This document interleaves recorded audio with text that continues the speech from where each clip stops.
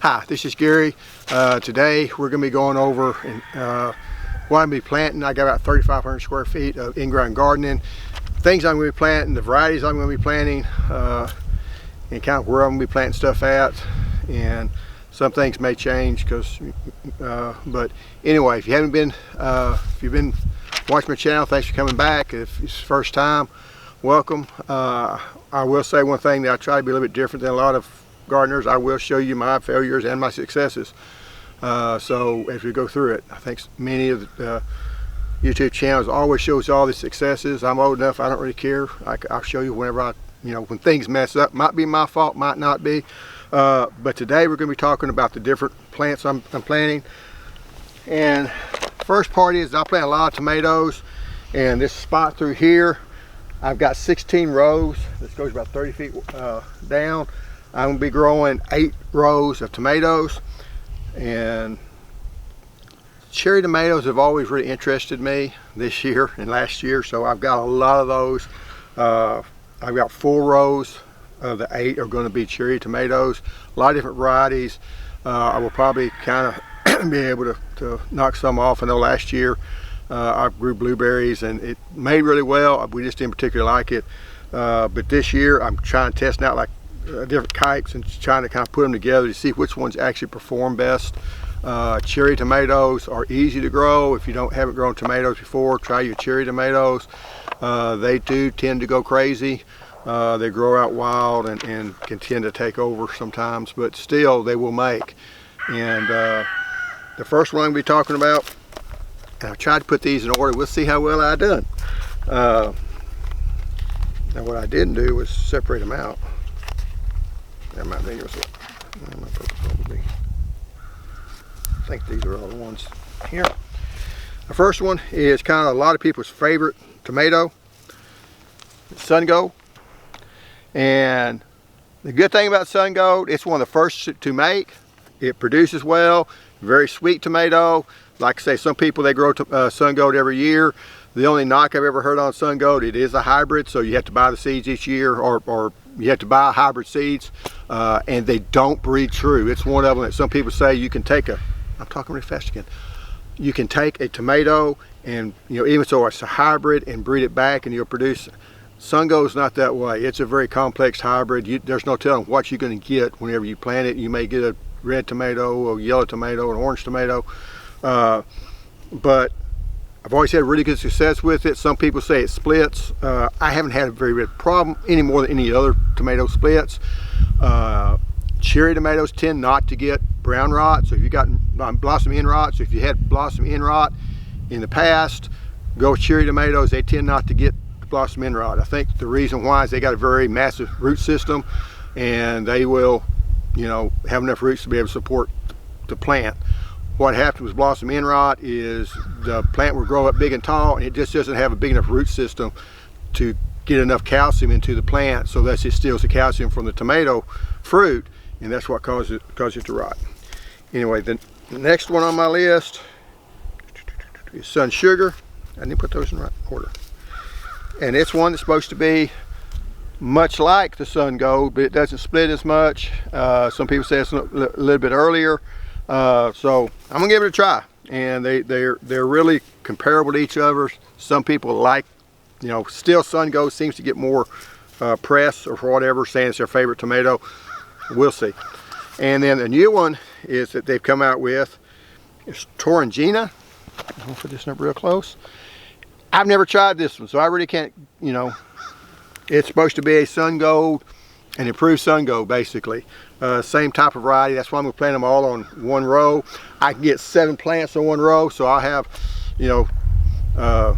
2 of each and then 3 of one. So that's kind of the way I've done it. So each row is going to have, I want more than just one plant, because one plant can be an outlier and don't do well. So that's on row number 1. Row number 2, a Tropical Sunset that I got from Southern Exposure Seed Company. A very good seed company for if you're looking for seeds for the southern gardens. Another cherry tomato. It did well last year. Champagne Bubbles is much like Tropical Sunset. And then Napa Chardonnay, and some people really liked it, and I'm going to give it another try this year. And they kind of fit in right below the Sun Gold from what people are trying. I'm not sure if anybody said that was necessarily their favorite, but it was always at the top. You know, it was always one of the top three when most people was looking at the tomatoes. The next one's to be some that I haven't tried, and they're kind of expensive ones, so I hope that they really produce or whatever. The first one is going to be cream of, that don't really do a whole lot of good, the cream of the crop plum drop from Haas Tools. And the next one's going to be cream of the crop sunset torch. It's also F1 hybrid.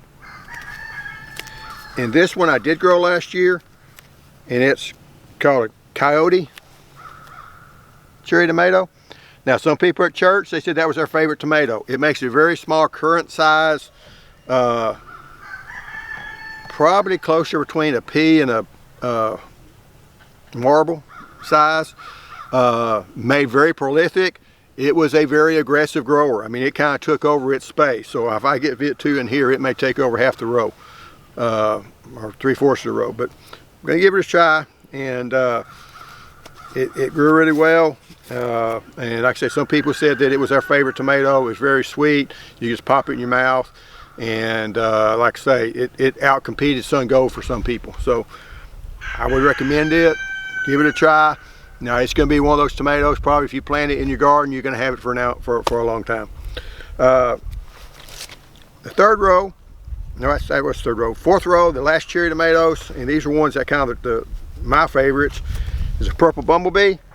And it's been one that they've developed. It's a open pollinated variety. Chocolate cherry, it used to be my favorite, and then purple bumblebee's kind of going back and forth. I really like it. Its skin's just a little bit tougher, but on some of them, but I really enjoy it. It's got more of the smoky flavor that you get on some of those darker tomatoes. And then Mountain Vineyard, and it's one of those plum type tomatoes that you see in the store. It's very prolific. I know one lady, I gave her a tomato in the spring, and she neglected it. It survived throughout the summer, and she was able to get some more tomatoes even up a couple weeks ago before the freeze knocked it out. So it seems to be one that can sustain the high temperatures that we sometimes get. So anyway, that's the cherry tomatoes. Put these back, and then hopefully this will start going faster. And these are going to be my next row. Is going to be my paste tomatoes. I was going to go with just one variety, but I have the seeds, so I decided to go ahead and go with 3 different ones. First one's Invincible. I like it the best. It's very productive. I never had success with Roma tomatoes, and this is a bigger, you know, it's about that big around, that tall. It's a bigger Roma type tomato. It makes really well. I don't get the disease on it that I got from Romas. My Romas would do okay, but then they would start getting diseases. They'd disease up. They get the little spots on them or whatever, and die, and I would never produce any. You know, I'd have 20 or 30 fruits on a plant, but then I might harvest 2 or 3 of them, or they'd split or do something else. So hadn't had success with paste tomatoes. Give that one a try. The other one is Shelby. It's Shelby tomato, and it's kind of the same as Invincible. I tried it last year. And then the new one I'm going to be trying this year, it's called Saucy Lady, and we'll learn about it together. Anyway, let's go to the next one. Okay, my next one is going to be my Determinate tomatoes. I will be putting these along with the paste tomatoes. I use the Florida weave. It seems to be the easiest to, you know, keep the tomatoes up off the ground. You put them in, you know, every week or 2. You'll put in a twine about a foot apart, and as long as you keep up with it, it's an easy way to do it. You can't let them get too far in advance or you have problems, but it's been the easy way I found for paste tomatoes and Determinate tomatoes. It doesn't work as well on your Indeterminates, the fact that they outgrow it. Same thing with cherries. So I'm going to be trying to go with the cages, and I'll show you the cages on the other side of the garden, and I'll show you all those later. The first one I'm going to do is the Hasenator, and it's a new style tomato that Haas put out, or got the name a couple years ago, and I tried it. It makes really big tomatoes. It's got good flavor to it for Determinate, and you know, I didn't have any problems with it last year. The other one's the Roadster, and it's another one of the bigger slicing type tomatoes. And if you're going to be growing, you want the kind of more beefsteak type tomatoes, or the bigger tomatoes that you're going to be slicing tomatoes. Those are two really good ones. And the new one is Celebrity Plus, and it's going to be, Celebrity Plus, and it's kind of a tomato. Celebrity was kind of the old standby for years and years, and then they gave it some more disease resistance. And it was one that had, you know, okay flavor. It's not going to win any flavor contest necessarily, but it's still going to taste way better than anything that you get in the stores. Every time you go to the stores, you're either going to get Celebrity or Better Boys. It's kind of the two main tomatoes that kind of the old varieties. So I'm going to try it with more disease resistance. I expect that row of tomatoes to be the most productive row that I have. You ought to always grow some, to me, if you're in the South, always grow you some Determinate tomatoes. They may be your workhorses. They'll get you some tomatoes. When I go to the next category, we're going to be talking about Indeterminates. And the problem with Indeterminates is they're hit or miss. Some years they may do okay, some years you may not get one or two tomatoes off of them, if that. I know I have some tomato varieties that I've grown that was Indeterminate. I got one tomato off of them. So they can be disappointing. I've had other ones that's made good, so, and I'll kind of go over which ones have made good. So let me get those out. Okay, rows 7 and 8 is going to be my Indeterminates, and some that I have not tried this year. First one's going to be Green Giant. I have never grown a green tomato. Now, a green tomato is not, when people talk about fried green tomatoes, that's just a tomato that's not been ripened. These ripen up. When they ripen, ready to put on a sandwich or whatever, they're still green, or they turn a kind of, you know, you can tell that's not a true green. But my one concern I hadn't planned before is if I'm out here pulling tomatoes, I don't want to have to be searching of which one's ripe or not, because if it's still green, it's gonna be hard. But I'm going to give it a try. A lot of people have commented they really like the flavor of the green tomatoes, and but anyway, it is different than if you're going to do a fried green tomato. It's just any tomato that's not been ripened yet. This is how you do that. These are not that. The other one I've got was one person commented on the video saying they really like the pink brandy wine. I've got it coming in from Haas Tools. It should be here today or tomorrow, or today or Monday, and I'm going to give it a try. And it's one of those that I'm kind of hesitant, but it's you're banking on it having really good flavor. It's not going to be the most productive, but you know, I can handle that if they're really good flavor. The other one is Dr. Witchies or Whichies, or however you want to say that name. It's the one that's my wife's favorite tomato.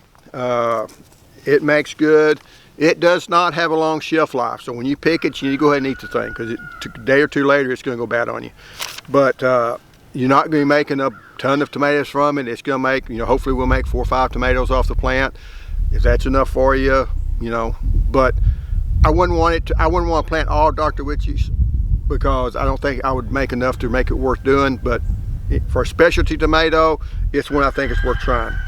Now the next group of tomatoes is, I had really good luck with Chef's Choice Black last year.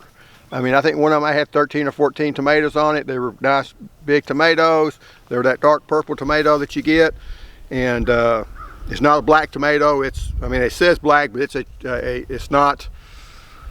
It's a chocolate colored. You know, it's not black like you see in the Black Beauty or whatever. And had such good luck with it. I'm also going to do a Chef's Choice Pink and the Chef's Choice Orange. So I'll be growing those, seeing how those do, and I have them all on one row, so I'll know, you know, how they do compared to each other, and I can keep up with it. And one of them that I almost couldn't figure out a way to put it in there, but I've had good luck with the last few years, and that's Purple Boy. It's done really well. One thing I'll say on Purple Boy, it will make you some nice big tomatoes. And if you don't thin them, you have some smaller tomatoes also. So I don't care. But if you want to have all bigger tomatoes, you're going to have to thin some of the fruit on it. I let it make, because it'll make 2 or 3 really big tomatoes, and then it'll make some of the smaller ones. And I think that go back on the Dr. Witch's, I think it was one that made the biggest tomato I've grown. I can't really remember which variety it was, but I think it was Dr. Witch's. But anyway, next we're going to go over and talk about the watermelons. Okay, my next subject is going to be on watermelons. I promise it will not be as long as the tomatoes. And I tried a lot of different kinds of watermelons. And the watermelons is something you do need to rotate. If you put them in the same plot for 2 or 3 years in a row, you will get diseased on it. Yeah, I had to find that out. I think the 3rd year I planted the same spot and I got wiped out by disease. And so you do want to, unless you're planting them in a raised bed, you can kind of get by with more stuff because you got a lot more organic matter in it. But if you're in a high rainfall area like I'm at, you do need to try to rotate. So I try to plan my rotations that way. But anyway, the new one is the Delaney or whatever Sweet Glow. It's basically, I think it's a cross between the old Orange Glow and the Crimson Sweet. I think, if I was reading that right, I'm doing that by memory, so I could be wrong on it. It looks like a really pretty watermelon, and it's supposed to be a bigger watermelon. So I'm giving it a taste. First year I've tried it. I tend to like the orange fleshed tomatoes. I mean, orange fleshed watermelons. Don't really think it has anything to do with the flavor. We've always been kind of told they were sweeter. I'm going to try one now. This is the old packet, and the packet's 5 years old, so I'm going to use different seed. But I think it's the old Mississippi Cobb Gem, and the seeds is actually Cobb Gem watermelons. But I think it's the same watermelon. I ain't going to swear to it.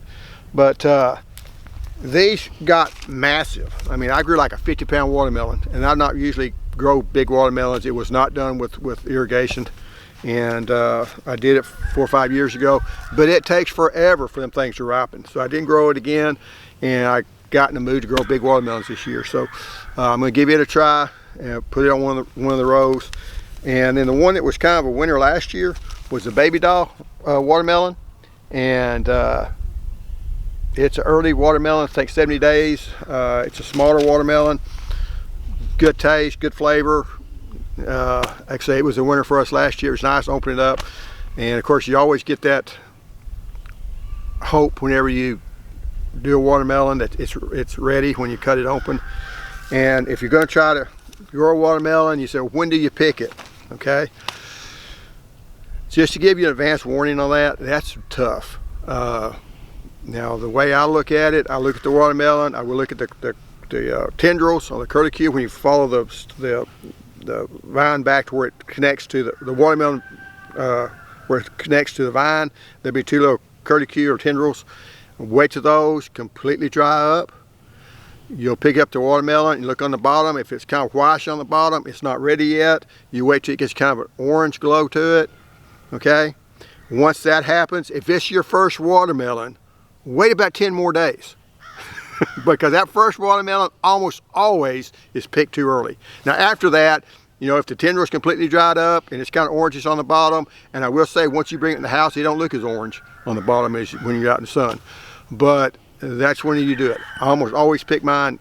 If I'm going to pick it, I'm going to pick it too early. But anyway, if you mess up and pick it too early, join the crowd. We've all done it, and we've almost do it every year. I've seen people that's been growing watermelons for years and they still have a hard time. I knew one guy that he could look at a watermelon, he could thump it, and he could tell you if it was ripe and on what day you ought to cut that watermelon. And if you paid attention to him, that watermelon was dead on. But I ain't that good. I ain't nowhere close to that good. I can thump the side of a watermelon and tell you this watermelon's riper than that watermelon, but I don't know if this is too ripe or if that one's not ripe enough. So if I'm in the store sometimes, it's early in the year, I'll kind of thump on them. And if they have a deeper thump to them, they'll be riper than if they have a hollower thump. So, and then another one I'll probably plant is a Festival, kind of a typical watermelon. If I don't find Crimson Sweet, I'll plant those. Anyway, that's been a watermelon crop, and we'll go over to the next seeds. Cantaloupes. I'm going to plant cantaloupes. Whether or not I plant them here or plant them somewhere else, I'm not sure. That's kind of undecided.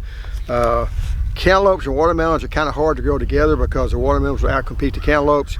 Cantaloupes are very sensitive to low pH. I think I've got it fixed, but if you don't have a good pH in your soil, they're not going to be doing very well. They won't grow very vigorous, have really small leaves on it. I know, because mine tends to be too low. So you want to make sure you have the higher pH. You want your pH 6 or above. I went ahead and I'm going to try it's called North Carolina giant melons. They're really large melons. They can be up to 20 pounds on size for cantaloupes. I think I've seen them in the stores before. Just thought I'd give them a try, you know, see how they do. Mainstay cantaloupe is a cantaloupe that's kind of made for your humid areas, and I've grown it in the past. It can have good flavor. I don't grow very good cantaloupes. I don't know if my soil's not right, but you know, I'm trying to add some different stuff. I'm adding more potassium to it, see if that fixes it. But sometimes you just have bland cantaloupes when you grow them. So I'm trying to fix that. So anyway, and that's going to be the, and maybe Sugar Queen. I've got a couple of seeds of it, and they're kind of old. I'll see if they come up. We'll try those too. This area here is where I'm going to plant the temptress sweet corn. I haven't grown corn here in 2 or 3 years. And one thing on corn, you want to have it at least 5 rows. So, you know, I'm going to have to kind of scrunch these rows in here a little bit. I should still get decent pollination. But one thing you don't want to do is say, I'm going to plant 2 rows side by side on corn. A lot of times they won't pollinate good because the wind's blowing out in one direction. It blows off pollen one way, if it blows the other way. And one thing that I found out on corn, that they are not self-fertile. And by that, the variety is self-fertile. All you have to do is plant temptress, and they'll all be temptress type. But the corn plant itself, they say like 98% of the corn, that's the kernels that are pollinated, is pollinated by another plant. So just something that, if, you know, I'm gonna grow one corn plant, it's not gonna pollinate. Now, so if you're doing some self-pollination on a small block, where you pull that tassel off to pollinate it, don't pollinate that with the tassel on, get it from another plant. So you want like 2 tassels and plant all different ones. It's something I thought was interesting because I've never saw anybody really talk about it, and I've seen it in the book, and I kind of researched it out and from 2 different sources, so I'm pretty confident it's correct. But it's something that really doesn't mean anything unless you're trying to grow it in really small pots or something of that nature. But you don't want to plant your sweet corn at the same time as you're planting like your field corn, because they will cross-pollinate really easy, and it can be several hundred feet, so bigger than what your garden is. Now, especially popcorn, because you grow popcorn, it crosses with popcorn. Popcorn just doesn't taste good. You know, just my son's got a bee on him, but it'll be all right. But you know, the Nalo, I would say the temptress is one we're growing here. Sweet corn. I would be planting this one first. I'll wait probably a month, and then I'll plant the other corn. Okay, this is where I'll be planting my onions. Can I show them down the onion row? I planted those about, what, 3 weeks ago? A month ago? If you're going to be planting your onions in Texas, you need to be getting them in the ground, especially in 9A, you need to be getting them in the ground. I did notice I bought some potatoes, and I'll show you all that later. Buck potatoes, and they had gotten their onions in, starts in. When you buy your onion plants, you want to get them as soon as they get them in the store. Don't wait 2 or 3 weeks and then go pick them up, because they're going to be in shock anyway, and the longer you wait, the more in shock they get. So if you buy a onion plant today and put it in the ground, and it just came, you know, they got them delivered like Thursday, so it was 2 days later. I didn't buy any because I already had these planted. But be careful, because if you sit there and think, I'm going to buy some onion plants, and then you wait a month and come around February, you decide you want to plant some onion sets, you buy them, you put them in the ground, they've been sitting in that store for a month. Well, guess what? They're shocked pretty bad. They'll come out of that shock and they'll start growing, but the problem you do is you run out of time, because on these tops, the bigger this top is, the bigger the bulb's going to be. So if you got little bitty tops like this size, and they stay that size, it's going to have a little bitty bulb on the bottom of it. And come up in my area about mid to late February, they're going to start bulbing up, and after that time it doesn't matter. So remember, on your onions, for southern gardeners, you want short day onions. That's very important, because if they're long day or intermediates in my area, they will never bulb up until the middle of summer, and by then they're dead. So you want short day onions, which if you're buying them locally from a farm store, not Tractor Suppliers, places like that, but a true farm store, they'll be selling short day onions. But if you go to DixonDale and buy them through the mail, which can get expensive, because I know I paid, I think, $8 a bundle for mine, where they're $2.99 at the store. But I got them when I wanted to, so I may go buy them at the store next time, now that I know when they're coming in. But they're also heavy feeders. They like a lot of nitrogen, so you gotta hit, if your soil's not good, you need to hit them with a lot of nitrogen on it. So just remember, the bigger that top gets, the more you can get that top to grow, the bigger your onion's gonna be. So let's go to the next plot. Okay, this is where my plot, where I'm gonna be planting my potatoes. I will plant 3 rows of potatoes, about 3 foot apart. And I've got the potato, I'll show you the bulk potatoes at the end of the video, because they're still in the car, in the back of the trunk. I bought them at a hardware store, and they just got them in Thursday. Okay, they buy them in bulk. I bought 2 50-pound bags, and they were $32.99 a bag. The reason I bought 2 was because one of them we're just going to eat regular, because there's nothing wrong with eating seed potatoes. You know, they don't last a long time because they don't have any growth inhibitors on them. But that's why I say, if you're going to plant potatoes, I would, if you can find a local feed store in your area that stocks them, they're a whole lot cheaper than trying to buy them through the mail. And it's actually cheaper even trying to get potatoes in the store, because, you know, that's what, 75 cents a pound or something like that, or maybe a little bit less than that. So when I'm buying, you know, and the problem with buying store-bought potatoes and planting those is you do run the risk, a greater risk of putting in diseases within your garden, because they don't test them for diseases or whatever, where your seed potatoes are supposed to be tested. They're not supposed to be carrying the diseases, or at least have a smaller chance of carrying them. So, you know, if you can, plant potatoes, but yeah, you can plant, you know, regular potatoes that sprouted. I don't think they do as well. I don't think they make as well. But again, those, I will be trying to plant those sometime around Valentine's Day. They can take a little bit of cold. If you can get below freezing or get a frost, you can throw some hay on them or something like that. I do know that when we had the freeze last year, on like March 20th, they froze back to the ground, and then they came right back up. So, you know, and it got like 28 degrees or whatever.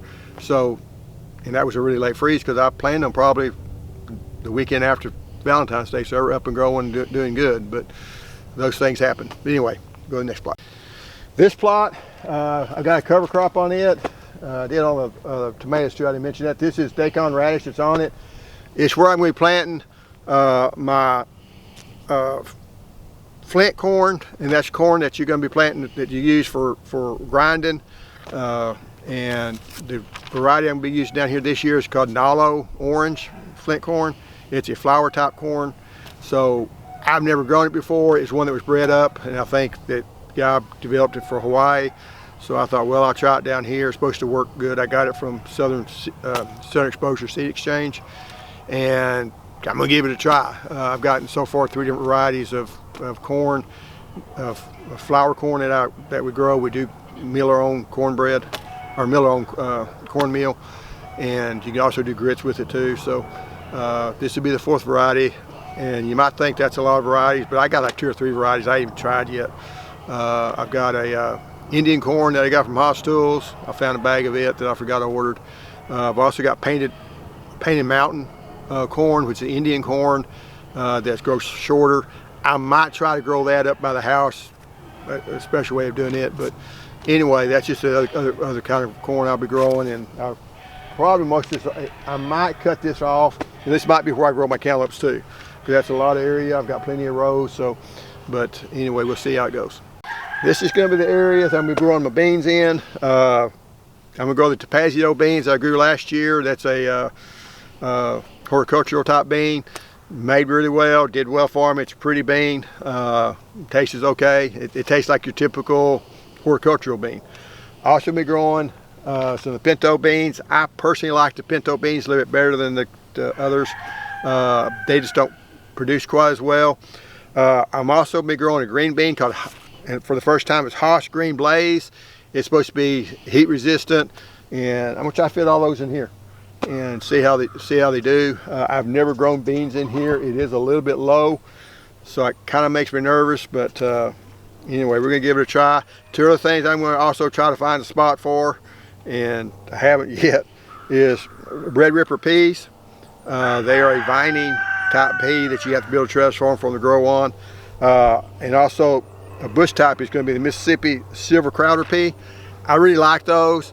Now, they're cow peas or southern peas, whatever you want to call them. They taste a lot better than your black-eyed peas. Your black-eyed peas to me is the most flavorless of the peas that you have out there.